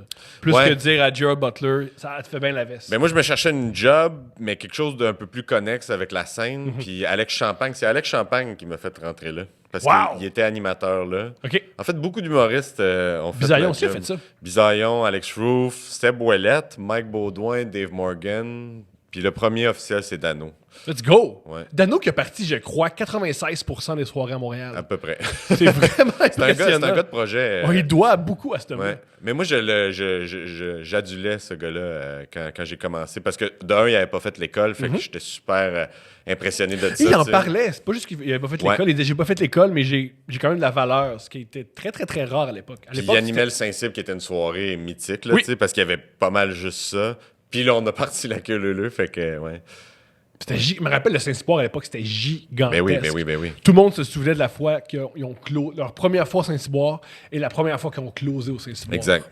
C'est une soirée de rodage que t'allais pas roder nécessairement. Je connais personne qui rodait Ouais. au Parce Saint-Cyboire, que tu mis à voulais part. bien rentrer. Ouais, mis à part ceux qui avaient des spectacles. Exact. Alex Barrette venait roder. C'est Le ça. reste, c'était ton matériel A+. Ouais. Et tu avais toujours droit à Junior qui donnait un petit prep, qui disait sur quoi tu devais travailler, Ouais. qu'est-ce que tu devais changer. Mais il me rappelle, il m'a dit c'est dommage, t'es vraiment intelligent, mais ça paraît pas. Il est parti. Il m'a dit toi, tu veux pas, le vague, toi, tu veux pas qu'on sache que t'as déjà un livre, hein? Toi, là, tu voudrais pas là, qu'on sache que t'as un petit peu de culture. Non, Tu vois, je te regarde, là. Je te regardais jouer sur scène, là. T'as l'air du genre de gars qui met des patentes dans les urinoirs. Je vais te le dire, tu dégages ça. Je le sais pas, là. C'est juste une face qui me revient pas de ça. Ça fait du bien. T'as vraiment l'impression que tu as marqué un but contre la société. La société te donne des coups de poing dans le ventre, puis là, tu te dis ça va, là. Sais-tu quoi, le prochain podcast qu'on fait ensemble, je vais peut-être l'avoir essayé d'ici là. Hey, non, je peux pas T'essayes. m'avancer là-dessus. Non, faut que t'essayes. Je pourrais jamais le faire. J'ai pas le courage. Ça prend pas du courage. C'est au contraire, ça prend pas du courage. Ça prend la même énergie que les nazis avaient pour faire leur crime de guerre. Ah, cool. L'espèce Fait que je de pense pas le faire lâcheté. d'ici la prochaine fois. L'espèce de... Ouais, je pense pas. Faut chercher ton côté nazi. Ton côté supérieur, mais d'un côté, c'est parce que t'es supérieur, parce que tu te sens inférieur. C'est ça que ça prend. Ouais. Mais Fait que ouais. le moment où t'as fait plus de néon, plus de... Plus de décor de Noël. Ouais. Mais c'est ça, là, après ça, j'animais à Queue-Leu-Leu, puis là, j'avais rencontré 2 gars super cool, vraiment motivés, qui étaient Jeff Bédard, qui était doorman à Queue-Leu-Leu, Let's go. puis Gab Julien, qui avait gagné la première édition d'Occupation Double. Wow! Ouais, il était venu, il était revenu à... À l'époque où tu gagnais Occupation Double, mais t'avais aucun avantage parce que Instagram n'existait pas. Ouais, t'avais quand même de l'avantage. Il faisait quand même beaucoup de soirées de promo, puis tout. Ce qui n'est pas un avantage à mes yeux. Faire des soirées de promo en disant tout le monde, Ouais. qui c'est qui veut monter dans votre cour? Mais I guess que tu peux monétiser là-dessus, tu sais. Tu peux monétiser tu peux aussi monétiser, vendre des armes. Ouais. Mais c'est pas obligé, c'est pas le fun non plus. Mais au moins, tu peux Gab... monétiser, Gab était motivé parce qu'il voulait produire de l'humour, tu sais, puis il en fait encore aujourd'hui, là, il a recommencé à produire des soirées, donc voilà, tu sais, fait que ça, c'est déjà très cool. Je me suis mis un homme ado qui a du pouvoir. Très, très beau podcast. Je te back, Merci. j'ai compris ce que tu as voulu dire, parce que je suis pas trop dans la culture de la télé-réalité, je suis pas un fan de ça, je suis pas un fan de ce que ça montre puis ce que ça apporte, fait que, tu sais... Je suis super ambivalent par rapport à ça. Ça dépend des gens. Moi, c'est ça, ouais, ça me donne le goût de me gonner. Pas moi. C'est plus une question. J'ai vraiment. Moi, c'est pas ceux qui font la télé-réalité que je remets en question. C'est pas ceux qui participent, c'est ceux qui sont derrière. Parce qu'il y a une partie de moi qui se dit vous savez qu'ils ont des troubles mentaux. C'est ça que vous mettez de l'avant. Je sais pas si c'est responsable. Je sais pas, moi, c'est juste le contenu qui finit par me. Tu sais, ma blonde l'écoute, puis ça me. Je sais pas, ça vient peser sur des pitons dans ma tête qui... Ah, ça me met hors de moi. Je sais pas pourquoi ça me met... Je suis pas capable d'écouter ça. Moi, je suis malaisable facilement en plus dans la vie, puis c'est que ça, on dirait. Tu sais, c'est que des malaises. C'est que malaisant, en fait. Ce qui me fait de la peine, c'est que j'ai... Puis ça, je reviens à ça, c'est pas les participants. Parce que les participants, on n'oublie pas que c'est des gens de 21 puis 24 ans. Ouais, tout à fait. C'est des gens de 21 puis 24 ans qui se disent hey, pourquoi pas, on va l'essayer. Mais je trouve ça curieux, qu'est-ce qu'ils décident de garder. Ouais. Mais je pourrais même pas te dire parce que je l'écoute pas, tu sais. J'entends des brides, puis c'est ça, je change de pièce quand ça se passe. Ouais. Ou elle sait qu'elle doit l'écouter pas en ma présence, donc c'est ça qui se passe généralement. Je sais qu'un des gars qui a fondé le studio où on est en ce moment, il l'a fait, mais pour mettre de l'avant le végétarisme. Je trouve ça cool. Ah. Oui. Ben, tu vois, c'est ça. Il y a quelque chose dans ce pouvoir-là qui peut être utilisé à bon escient. Tu sais, comme justement Gab, qui a produit les soirées à Queue-Leu-Leu, s'en est servi justement pour faire de la promo pour ça, tu sais, pour attirer du monde dans les soirées d'humour. Là, c'est rendu que la télé-réalité est un autre niveau. C'est qu'à chaque fois que tu le regardes, tu te dis, c'est-tu vraiment eux ou ils jouent une game? Fait que là, c'est une game par-dessus une game. Ça donne mal à la tête. Je sais pas trop c'est quoi le nerf de la guerre. Il semble pas, ce qu'on m'a expliqué, c'est que le vrai Occupation Double le plus croustillant, c'est en coulisses. En coulisses, c'est encore beaucoup plus cochon et beaucoup plus sexuel que ce qu'on voit à l'écran. C'est sûr. J'ai pas de misère. Moi, je veux ça. Moi, je veux savoir comment les techniciens couchent ensemble. C'est ça qui m'intéresse. C'est ce que je veux. Moi, je veux les techniciens qui sont... Tout est semi-sexu de nos jours, de toute façon. Je suis sûr que sur une annonce de Ford F-150 ou whatever, une annonce de truck, il y a une espèce de tension sexuelle sur le plateau. Ah, mais les trucks, c'est super sexuel. Ben oui. Il y a une voix sexuelle. Un truck pour toi et tes chums. Un truck qui va dans le bois. Un truck qui va dans la boîte. T'es juste chez vous, pis t'es quand, ouais, dis-moi ce qu'il fait ton truck.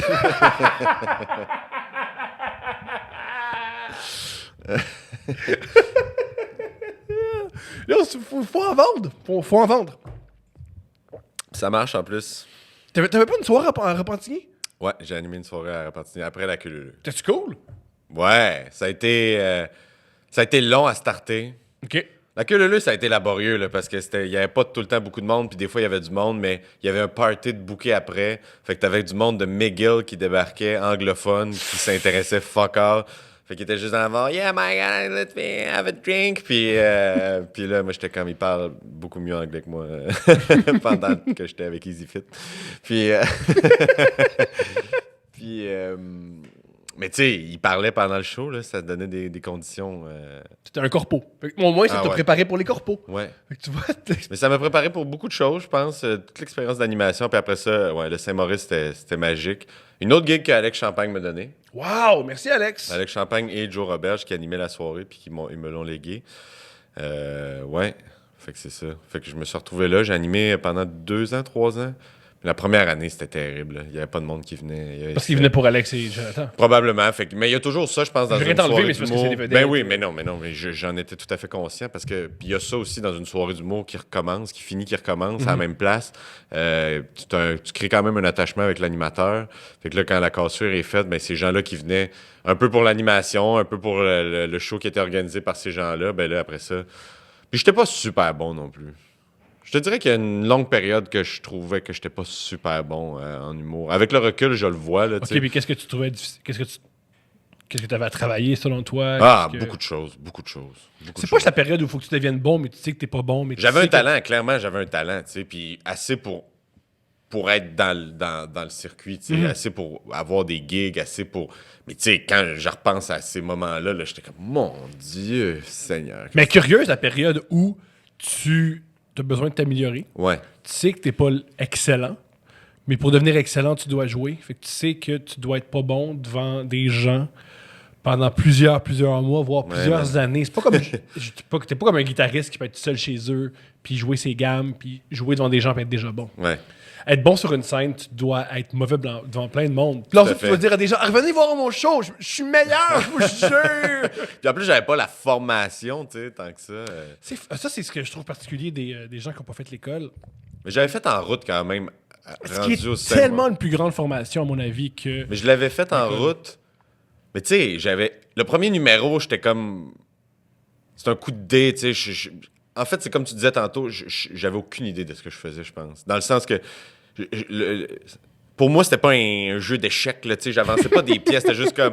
Ah, je le fais, je vais faire ça, ça va. Puis là, je suis passé au deuxième tour, puis je suis comme, OK, ce que je fais maintenant, tu sais, avec du recul, il y a une rigueur que j'aurais pu avoir, tu sais. Puis l'anxiété, c'était terrible aussi, là. J'étais un gars super anxieux dans la vie, puis je pense qu'on est beaucoup dans ce cas-là, mais moi, sur scène, c'était terrible, là, ça me tétanisait, là, tu sais. Embarquer sur scène, là, je devenais super nerveux, puis ça paraissait semi sur scène. Moi, je le vois, là, tu sais, mais... Parce que tu te connais. Ouais, c'est ça. Mais, tu sais, je réussissais quand même à faire des bons coups, mais il y a des affaires, mon gars, je l'échappais total, là, tu sais. J'étais pas... C'était comment en route? Comment tu t'es inscrit? Comment t'as appris ça? Moi, j'avais vu la première année que j'avais vu ça passer. Je faisais déjà une coupe de gigs, mais, tu sais, très, très underground, là. Puis, c'est ça, je n'avais parlé à Junior. J'ai dit, s'il y a une autre édition, j'aimerais ça au moins faire les auditions, quelque chose. Fait que j'ai été invité aux auditions parce que j'avais des bons résultats de plus en plus. Ça se passait bien les soirées d'humour. Soirées, ouais. Puis que moi, encore, je considère que, comparé à ce que je fais aujourd'hui, en tout cas, mais c'est sûr, là, on n'est pas au même niveau. Puis, faut pas trop se taper sa tête. Ouais, c'est pas comme les musiciens où ta meilleure chanson, tu peux l'écrire à 22 ans, puis toute ta vie, tu veux réécrire une chanson si bonne. Souvent, les humoristes, quand on regarde en arrière, on a honte. Ouais. Ben, c'est normal parce que, ça doit être normal. Mais c'est ce que j'aime de notre métier. Autant c'est difficile au début. Mettons, je crois que dans certaines formes d'art, tu as le pétillement du début. Ouais. Tu as vraiment une période de grâce au début où tu vas plus jamais la retrouver. C'est un peu triste parce que tu peux topper à 24 ans. Et là, toute ta vie, tu fais « Ah mon Dieu, je suis plus bon comme à 24 ans, là, je n'ai 32, qu'est-ce qui se passe? » Nous, le meilleur est toujours à venir. Ça, c'est bon, ça. Ouais, puis plus tu vieillis, plus évidemment tu as de l'expérience, tu as des connaissances, puis ça transparaît assez facilement dans ce que tu fais sur scène aussi. C'est une des rares. C'est une des rares. Dans le show business, pas dans l'art, dans le show business, l'humour, c'est à mon avis, des rares milieux où enlaidir, c'est bon. Plus tu deviens laid, plus tu peux écrire là-dessus, plus c'est drôle. Ouais. Enlaidir en musique, bonne chance. Enlaidir au cinéma. Ah ouais, mais il y a toujours un vieux band des années 80 là, qui débarque. Qui refont leur vieux tune. Ouais. Ils refont leur vieille tune plutôt. Ouais. Mais physiquement, là, c'est... Tu sais que Osbourne, il lance un album, tu sais que ce sera pas son meilleur album. Non. Convaincu. Malgré que sa nouvelle tune qui est sortie là est quand même bonne, il vient de sortir des tunes. Quand même bonne! Mais c'est pas Crazy Train. Ben non, mais là, voilà. C'est sûr que non. Parce que le dernier chapitre, c'est le dernier chapitre, man! Ouais, je comprends. J'avoue. Fait que t'étais en route. Ouais, j'ai été faire en route, j'ai été pris à l'audition, j'ai fait en route. C'est toi qui fais de l'anxiété, c'est comment savoir que tu vas être jugé par plein de monde froidement. Au show, t'es jugé devant un public, ce qui est particulier. Ouais, puis des juges. Voilà, non, mais les juges te jugent, puis ensuite les spectateurs voient. Je pense que je le calculais pas tant que ça. Je pensais pas à ça parce que ma tête était trop concentrée au résultat du show, genre d'embarquer sur scène puis de le faire puis de bien le faire. J'étais plus dans ce mood-là. Je pensais pas à j'espère que le monde vont triper puis tout. Moi, j'attendais au pire de voir le résultat après en sortant de scène, comment ça allait être. J'étais juste stressé, puis juste de jouer le numéro puis de le faire puis de bien le faire. Ouais. T'as aimé ça ou tu t'en souviens pas du tout? Parce que t'étais trop stressé. Je me souviens que c'est des souvenirs flous. Là, tu sors, puis là, tu vas... Puis moi, j'aimais pas ça, aller dans le bout des juges. J'aimais pas ça, ce moment-là, là, de faire... En fait, j'anticipais mal ça. J'aimais pas ça, me dire qu'est-ce qu'ils vont me dire. Ça me gossait. J'avoue que ce jugement-là, peut-être, venait me chercher un petit peu plus. Là, fait que... Ouais, en rentrant là, tu sais, puis ça paraît, tu vois les takes des vidéos, ça paraît, là, je suis comme super fragile, là, tu sais, un peu sensible, là, ma face est comme, mon Dieu, je suis en train de me faire ramasser, tu sais, puis pas tant, là, le premier show, non, je me suis fait ramasser, je me suis fait, c'était pas super... Mais n'importe quel commentaire négatif en public, là, ouais. à la vue de tous, c'est difficile. Quand tu sors d'une grosse dose d'adrénaline en plus, là, puis de bonheur. Ouais. Que tu as l'impression que ça a bien été, mais finalement, tu vas... Il y a Jacques Chevalier qui t'explique que non. Ouais. Tu vas, OK, Jacques Chevalier, merci. Qu'on se rappelle que je respecte parce qu'à vendre des bleus poudres... Mais j'ai pas pensé à ça! Ouais. T'as ton héros qui jugeait. Comment tu te sentais par rapport à ça? Ça allait. Je pense que la période... Sans limite, ça n'existait plus. Puis j'étais content de le croiser, là, tu sais, puis parce que pour moi, je tripais sur Sans limite, justement, là, fait que c'était de rencontrer des idoles de jeunesse, là. Mais je sais pas, je pense que j'étais tellement justement dans ma tête à propos de ce qui venait se passer, puis genre j'espère que les commentaires vont être bons que ouais. C'est un super concept en route, Ouais. mais le vivre, ça doit être tellement douloureux. Mais il y a du monde qui le vivent mieux que d'autres, je suppose. Là. Moi, je comprends tellement Sexe Légal d'être allé là en personnage, en se disant on va se protéger de ça, on va en rire, parce qu'il n'y a rien de pire que bonjour, qu'avez-vous pensé de ma prestation humoristique? Ouais. Ben moi, j'aurais... sacrifice. Mais remarque, c'est comme je disais, il y a du monde qui gère mieux ça. Il y a du monde qui arrive beaucoup plus près aussi, que ce soit mentalement ou... Il y a des gens qui abordent ça avec une très bonne maturité, que j'avais peut-être pas à l'époque, tu sais, fait que... Ouais, fait que c'est ça. Mais déjà, c'est dommage de demander à des artistes d'être matures. C'est peut-être pas ce qu'on désire d'un artiste, la maturité. C'est le fun pour un comptable, c'est le fun pour un chef d'entreprise, mais ouais. un gars qui fait des blagues ou une fille qui déconne sur scène, on veut-tu vraiment qu'elle soit mature? Je sais pas. Mais t'as comme pas le choix d'être mature à quelque part parce que, tu sais, quand ça commence à y aller, là, tu peux pas juste être un peu partout. Tu sais, faut que tu checkes ton cash, faut que tu checkes faut que tu checkes... faut pas trop tu te pètes la face, faut pas trop, tu sais, en tout cas, il y a une certaine maturité à acquérir pour pas l'échapper en général, là, tu sais. Tu peux l'échapper puis être fascinant. Non, mais c'est vrai, tu peux l'échapper puis être effervescent, c'est ça qui est dommage d'être... Parce que je trouve que des humoristes, de plus en plus, on est gérés comme des entreprises. Mais tu sais, moi, Desjardins, ça me fait pas rire. C'est pas le fun de suivre l'ascension. Tu sais, on pense beaucoup à faut avoir une ascension, puis il faut rester au top, mais c'est pas fascinant, ça fait pas de l'art intéressant. Je comprends, mais c'est peut-être parce que je gère toutes mes patentes moi-même présentement qui fait que j'ai cette espèce de réflexion-là, là, parce que si... C'est comme ça que je l'aborde, en tout cas, parce que, tu sais, il faut que je me book mes gigs, il faut que je fasse mes factures, il faut que j'écrive au monde, il faut que j'attende des retours. Si je produis quelque chose, je le fais de mon bord. Puis je me plains pas, là, tout ça est bien correct, là, puis je le vis bien. Mais en revanche, t'as des comptes à rendre à personne. Ouais. Mais tu sais, il faut tout le temps que je pense à ça, puis la seconde... Je pense pas que ça m'empêche vraiment d'être fascinant, entre guillemets, sur scène, là, dans le sens que j'ai encore un brin de folie en dedans de moi qui existe, qui est... T'es très, très drôle sur scène. Qui transparaît bien, là, tu sais, j'ai une petite absurdité. Ceci dit, mon personnage est très, très bourru sur la scène, puis dans la vie aussi, là, je suis un gars Tout le temps un peu en Ce qui est tabarnak. génial de toi, c'est que t'es sur scène, tu ressembles beaucoup à toi qui niaise dans la vie. Ouais. T'es vraiment pas. T'es très, très, très proche de toi, au plus drôle. C'est vraiment un tour de force de ta part. Là. Ben, ça a été long avant de tomber là-dessus. Là. Tu sais, justement, quand je disais qu'à l'époque que j'étais pas bon, ben, c'était un peu ça, là, tu sais, dans le sens que j'avais peut-être pas trouvé le personnage sur la scène que je devais prendre. Tu sais, puis là, maintenant, c'est beaucoup plus clair pour moi. Puis ça va de soi quand je le fais. Là. Ça sort tout seul de même. Mais T'es très bon en heure, surtout. T'es vraiment bon dans des longs spectacles. t'es gentil, merci. T'es vraiment bon. T'es là. gentil. J'ai du fun à le faire. J'aime ça faire. Ouais, j'aime ça pouvoir m'installer, tu sais. Je pense Ouais. que c'est un peu cliché de dire ça, mais c'est le fun de s'installer, c'est le fun de pouvoir passer la vibe aux gens comme il faut. Là. Ouais, pas du tout. Il y a des gens qui ce qu'ils aiment, c'est des 10-15 minutes. Ils aiment ça. Arriver, Ouais. donner un coup de pied d'en face, partir, puis se demander qu'est-ce qui s'est passé. Mhm. Toi, c'est vraiment, t'installes, comme tu dis, t'installes, tu racontes des trucs, on en apprend plus sur toi. Ouais. Tu fais des heures depuis combien de temps? Ça fait quand même un petit bout. Officiellement, c'est genre ZooFest, là. Il y a. Je me rappelle même plus de l'année. En 4-5 ans?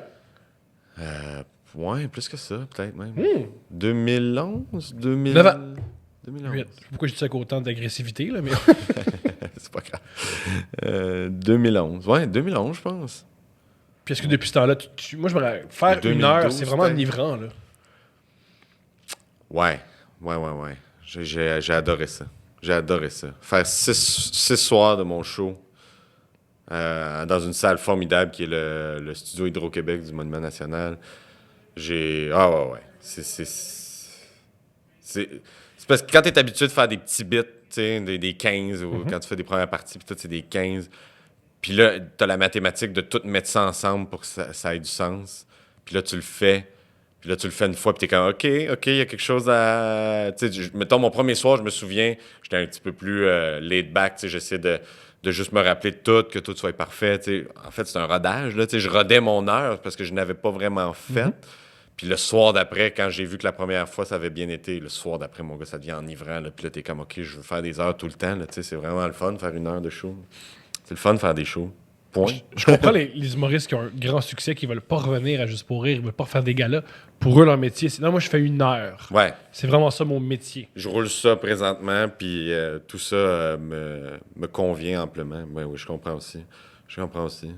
Yeah. Et quand ton amour du geek, là, parce que t'es un extrêmement Ouais. grand geek, ça vient d'où? Ben, quand j'étais kid, je pense bien, je me suis toujours intéressé à ça. Vu que je faisais pas beaucoup de sport, vu que moi, j'ai toujours été attiré. Je lisais beaucoup, là, je lisais des BD. Cool. J'allais à la bibliothèque, elle était à côté de chez nous, à pied de 2 minutes. Là. J'allais à la bibliothèque tous les jours, quasiment. J'allais échanger mes livres. Là. Je lis des petits romans ou genre de la BD. J'ai lu beaucoup de BD à une certaine époque. Genre du Astérix, du Tintin, Motard, ça s'appelait. Je tripais sur Motard, c'était français. Là, Des trucs européens, là. Ouais, super européen. Beaucoup de ça, ouais, beaucoup de ça. Puis j'étais curieux, là, j'en prenais beaucoup. J'en avais chez nous beaucoup aussi. J'ai lu toutes les Astérix. Ben, j'ai lu toute la collection d'Astérix, à partir de Jean-Louis du Québec, là, tu sais, dans le sens où toutes les nouvelles Quand les deux éditions. gars sont morts, c'est moins le fun. Ou un des deux gars est mort, c'est plus pareil. Là. Ouais, ben j'ai comme perdu. Tu sais, c'est sorti quand même très tard. Là, c'est quand même récent, en fait. Fait que c'est ça. Puis là, les jeux vidéo sont embarqués dans ma vie, mon gars. Quand le Nintendo est sorti. Qu'est-ce qui te fait triper comme jeu vidéo? Moi, je suis pas un gars de sport, définitivement. Je joue pas à NHL. C'est ça que je fais retenir. Ouais, non, mais je suis pas un gars d'NHL. Tu sais, je sais qu'il y a beaucoup de monde qui, surtout dans le milieu aussi, là, tu sais, il y a des tournois d'NHL qui se font, puis tout, puis il y a bien des boys qui trippent là-dessus. Moi, c'est pas ma tasse de thé. Moi, je suis un gars d'RPG, là, de roleplay game, genre Final Fantasy. Ah, ça, puis- c'est cool. Ouais. Les jeux d'aventure. Ouais, ça me passionnait parce que l'histoire était tellement bonne, la narrative était écœurante, les personnages étaient le fun, les bons, là, tu sais, les bons, c'est... J'en joue régulièrement, tu sais, j'en ressors chez nous ou je me suis pogné une Switch, tu sais, puis sa Switch, tu peux downloader du rétro, j'ai acheté la mini Super Nintendo aussi rétro, là, tu sais, il y a plein de vieux jeux qui ont été... j'ai comme raté un peu semi. Ben correct. Je suis désolé de ça. Ben correct. Ouais, plein de vieux jeux qui ont influencé mon enfance, je pense, parce que j'ai vraiment trippé. Je jouais à ça avec mes amis, tu sais, genre... À l'époque où on jouait dans la même pièce. Dans le sens, ouais, mais dans le sens, je jouais aux jeux vidéo, puis quand j'étais avec mes amis, on jouait qu'on était le jeu vidéo, tu sais. Dans le sens, on était des personnages, puis on avait nos épées, puis on avait nos... Ouais. OK! C'est une vraie passion, là. Ouais, on tripait. Tu sais, Dragon Balls, puis tout ça. Moi, je suis tombé sur Dragon Balls quand j'étais kid. J'adorais ça aussi. On jouait qu'on était Dragon Balls, tu sais. Sengoku et les autres. Ouais. On s'envoyait des boules de feu, puis Ouais. Je me souviens, ma réplique favorite dans Dragon Ball, c'est les... Quand il était fatigué, c'était toujours PF. Ah ouais? PF. Avec un petit peu de fumée dessinée. Là. Ouais. Moi, j'adorais Dragon Ball jusqu'à temps que je réalise, vu que Sengoku est tellement fort, il trouve toujours des moyens bizarres pour l'éliminer. Soit il le tue, soit il n'est pas sur la bonne planète, puis je trouve ça plate. Ouais, c'est un peu comme Superman. Vraiment? Et ils ont fait un dead battle sur YouTube contre Superman et Zangoku qui gagnerait. C'est quoi ça? Ils font des dead battles entre personnages geeks, là, tu sais. Qui font ça? Ça m'intéresse. C'est Screw Attack, je pense, Ok. ça s'appelle. C'est une chaîne qui s'appelle Screw Attack, ouais. Mais tu fais juste écrire Dead Battle Video Games, je pense, puis tu vas le trouver. Puis qui a gagné? Superman. Hein? Ouais. Je suis en désaccord. Comment ça? C'est quoi les arguments? Il y en a un qui peut aller dans l'espace, qui peut... Il y en a un qui peut... Superman peut aller dans l'espace. C'est vrai, c'est un extraterrestre. Mais il me semble que Sangoku, à une certaine époque, Ben, c'est un extraterrestre aussi, mais... c'est vrai, il pouvait détruire la planète. Ouais, mais Superman aussi, aisément, plus facilement que Sangoku, probablement. Tu vois, je savais pas ça. Ouais. Wow! J'aime pas les super-héros qui sont trop forts. Je trouve ça ennuyant. Non, c'est vrai que c'est Ils ennuyant. sont trop forts. Je préfère ceux qui sont, mettons, Batman que... Ben, je tripe sur Batman, mais Batman, l'affaire, c'est qu'il est gros build quand même. Là, il est très fort. Il perd pas, Batman. Ce qui est dommage, il devrait le faire comme un vrai milliardaire. Vraiment maigre, puis pas tout une bedaine, puis tout ce qu'il y a, c'est un chéquier. Ce serait très réaliste. C'est tout ce qu'il y a, s'il est vraiment, vraiment, vraiment riche. As-tu aimé Joker? J'ai adoré le Joker. Ok, génial. Moi, j'ai détesté ça. Ok. Explique-moi pourquoi c'est un bon film. Je sais pas. Ce genre de questions-là, pourquoi c'est un bon film? Je veux pas te rentrer dedans. Juste Non, je sais, mais c'est très subjectif, tu sais. J'ai juste aimé ça. Je trouve que c'est bien fait. Je trouve qu'il y a une performance d'acteur incroyable. L'histoire se tient. Ouais.